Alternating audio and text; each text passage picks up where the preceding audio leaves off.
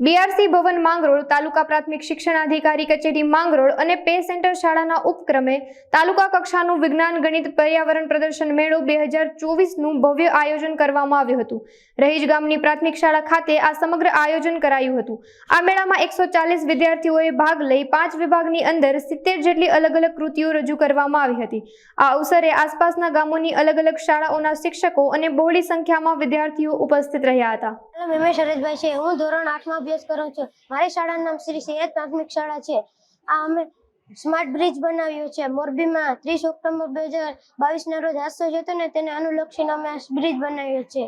આમાં છે ને વજનીય ફિટ કરવામાં આવે છે। તેની કેપેસિટી અંદાજે 1000 કિલો નહીં રાખેલ હોય તો અમે 950 કિલો વજન થઈ જાય છે। તો આ ઓટોમેટિક સિસ્ટમ એક્ટિવ થઈ જાય છે અને લાઇટિંગ દ્વારા અને સાયરન વાગે છે એટલે માણસ જાણ થાય છે એટલે પુલ થોડોક વાઇબ્રેટ થાય છે અને તોય માણસ ન માને તો લેઝર લાઇટ સિસ્ટમ દ્વારા તેને કર્મચારીના ઓફિસ સુધી જાણ કરવામાં આવે છે એટલે કર્મચારી આવી શકે છે અને તે કંઈ ન થાય અને આ ટેકનિકલ ફોલ્ટને કારણે કંઈ પણ ખરાબી આવે છે તો અમે સ્માર્ટ બ્રિજને ક્વિક ડોર બનાવ્યો છે। તે ઓટોમેટિક ડોર બંધ થઈ જશે।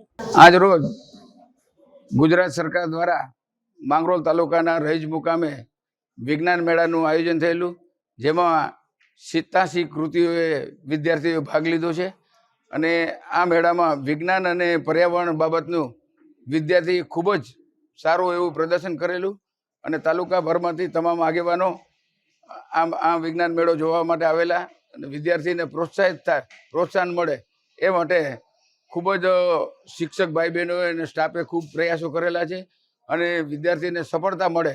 અને એક કૃતિ મને એવી પણ લાગી છે કે જે મોરબી હોનારત થઈ એ પ્રકારનો એક બ્રિજ બનાવવામાં આવ્યો, ઓટોમેટિક બ્રિજ।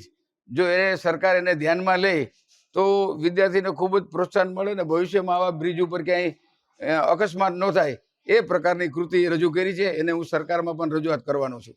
જીસીઆરટી ગાંધીનગર, જિલ્લા શિક્ષણ તાલીમ ભવન અને જિલ્લા શિક્ષણ સમિતિ જુનાગઢ આયોજિત માંગરોળ તાલુકાના બ્લોક કક્ષાના વિજ્ઞાન ગણિત પર્યાવરણ પ્રદર્શન 2024 અંતર્ગત લોયેજ પે સેન્ટરના નેજા હેઠળ યજમાન હેઠળ આજે આ રહીજ પ્રાથમિક શાળા અને રહીજ ગામના મુકામે આજે આ પ્રદર્શન છે યોજવામાં આવ્યું। આજના આ પ્રદર્શનમાં માનનીય ધારાસભ્યશ્રી અને તાલુકાના આગેવાનશ્રીઓ અને તમામ અધિકારીગણ છે ઉપસ્થિત રહ્યા। બહોળી સંખ્યામાં શિક્ષકો, સીઆરસી મિત્રો અને બાળકો ઉપસ્થિત રહ્યા। આજના દિવસે કુલ 5 વિભાગની અંદર 70 જેટલી કૃતિઓનું પ્રદર્શન કરવામાં આવ્યું। દરેક કૃતિની અંદર 14, દરેક વિભાગમાં 14 કૃતિઓ, એમ 5 વિભાગની કુલ 70 કૃતિઓનું પ્રદર્શન આજે યોજવામાં આવ્યું। આ સાથે 140 બાળકોએ ભાગ લીધો છે અને તેના માર્ગદર્શક તરીકે 70 જેટલા શિક્ષકોએ ભાગ લીધો છે। આ સાથે બહોળી સંખ્યામાં શિક્ષકો પોતાના બાળકોને લઈ અને મુલાકાતી તરીકે અહીં પધાર્યા છે અને લગભગ 500 થી 700 જેટલા બાળકોએ આ નિહાળવાનો લાભ પણ લીધો છે। આ ઉપરાંત આગેવાનો, તમામ ગ્રામજનોએ પણ આ પ્રદર્શન નિહાળવા માટે સારી એવી તત્પરતા બતાવી છે।